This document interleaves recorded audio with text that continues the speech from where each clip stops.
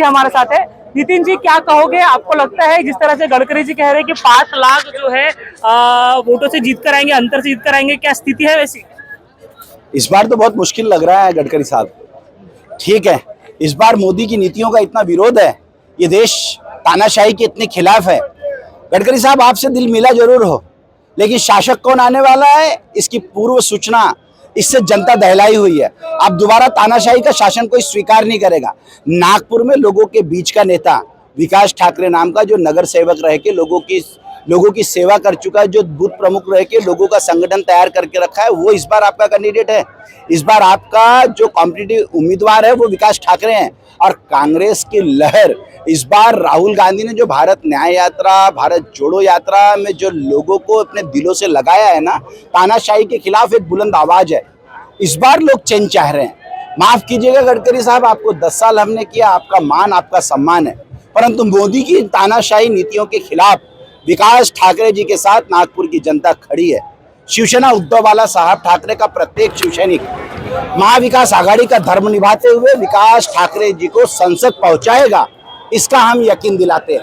तो इस बार गडकरी साहब ने उसमें नहीं रहना चाहिए और इस बार विकास ठाकरे ही आएंगे, ये निश्चित है। नागपुर से इतिहास रचा जाएगा। जी नितिन जी, ये कहा जा रहा है कि एक बड़े नेता के खिलाफ एक छोटे लोग व्यक्ति को या नेता को खड़ा कर दिया गया है, कहीं तालमेल नहीं है, एक बहुत पहाड़ है, पहाड़ को फतेह नहीं कर पाएंगे विकास ठाकरे, ऐसा कहा जा रहा है। कौन कहता है छोटा नेता है विकास ठाकरे? विकास ठाकरे इस नागपुर की 22 लाख जनता के दिलों में बसने वाला विकास ठाकरे है।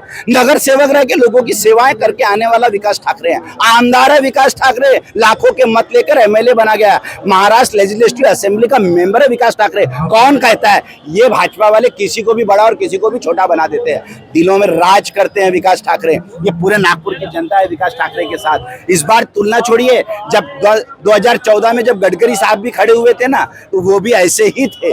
विकास ठाकरे ना, ये तो मेंबर ऑफ लेजिस्लेटिव असेंबली हैं, तब तो आदरणीय गडकरी साहब किसी संवैधानिक पद पे नहीं थे, तब इस नागपुर की जनता ने मर्म दिखा के आपको चुन के दिया था। विकास ठाकरे तो आमदार हैं, नगर सेवक हैं। इस नागपुर शहर के जहां से आप सांसद हो, वहां के महापौर रह चुके हैं, वहां के विरोधी पक्ष गठ नेता रह चुके हैं, स्टैंडिंग कमेटी चेयरमैन रह चुके हैं। ये वो विकास ठाकरे हैं। और इस बार तो उद्धव वाला साहब ठाकरे, राष्ट्रवादी कांग्रेस, भीष्म पितामह शरद पवार की शक्तियां भी उनके साथ है। इस बार कोई उनको विजय से रोक नहीं सकता। ये वो विकास ठाकरे। जय भवानी, जय शिवाजी, जय भवानी, जय शिवाजी,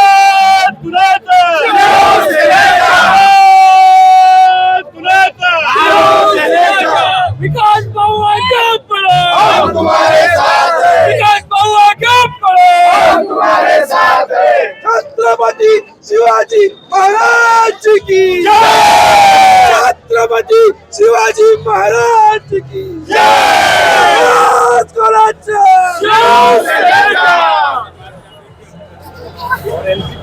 आम आदमी पार्टी भी जो है इस बार, आम आदमी पार्टी भी कांग्रेस के साथ है। आम आदमी पार्टी के भूषण दाभोलकर हमारे साथ है। भूषण जी, क्या कांग्रेस को इस बार जो है आप समर्थन देते फिलहाल दिखाई दे रहे हो, क्या कहोगे, क्या लगता है नितिन गडकरी के खिलाफ विकास ठाकरे विजयी हो पाएंगे? बिल्कुल, मैं आपको इस बात पे यकीन दिलाता हूं कि इस लोकसभा इलेक्शन में नागपुर से इंडिया अलायंस का कैंडिडेट जीतेगा। सिर्फ नागपुर से नहीं, पूरे देश भर में एक प्रकार की लहर आ चली है। जिस प्रकार से वो ये केंद्र सरकार अपने जो अपोजिशन के खिलाफ कार्रवाई कर रही है, उससे लोगों के बीच में जो संभ्रम फैल रखा था, वो संभ्रम अभी यकीनी तौर पे वोट में बदल रहा है और बदल चुका है। और सभी जगह पे जहां बीजेपी की मजबूत सीट भी दिख रही है, वहां पर भी बीजेपी अभी बहुत टेंशन में आ दिख रही है। गडकरी जी एक प्रकार के नागपुर में लोग कहते हैं विकास पुरुष है, और विकास पुरुष को हराने के लिए विकास ठाकरे को खड़ा कर दिया गया है। नहीं जीत पाएंगे, ऐसा जो लोगों का कहना है, क्या कहोगे? विकास किस किस्म का? कंक्रीट का विकास या लोगों का विकास? सवाल ये है, क्या मूलभूत सुविधाओं में कोई बदल आया है? क्या यहाँ पर मेडिकल की सुविधाओं में कुछ चेंज आया है पिछले 10 साल में? मैं आप सब लोगों को ये पूछना चाहता हूँ। वो बोलते हैं एम्स लाया हमने। सवाल ये है कि जो बेसिक मूलभूत जरूरतें हैं उसके लिए इस सरकार ने किया क्या है, स्कूलों की परिस्थिति क्या है, ये जो हेल्थ सेंटर है, जो पीएचसी रहती है प्राइमरी हेल्थ सेंटर्स, उसकी परिस्थिति क्या है। तो सब लोगों को ये समझना पड़ेगा, विकास पुरुष बोलने से, कंक्रीट का विकास करने से देश का विकास नहीं होता है, लोगों का विकास होना चाहिए। लोग है तो देश है। लेकिन लोग कह रहे हैं कि इस बार जो है मोदी सरकार वापस आएगी। मोदी सरकार ने कहा है, मोदी जी ने कहा है कि 400 पार का नारा इस बार दिया है। 400 पार लाकर जो है इस बार लोग उनको जिता मोदी जी ने तो 15 लाख अकाउंट में देने की भी बात की थी, वो 400 पार तो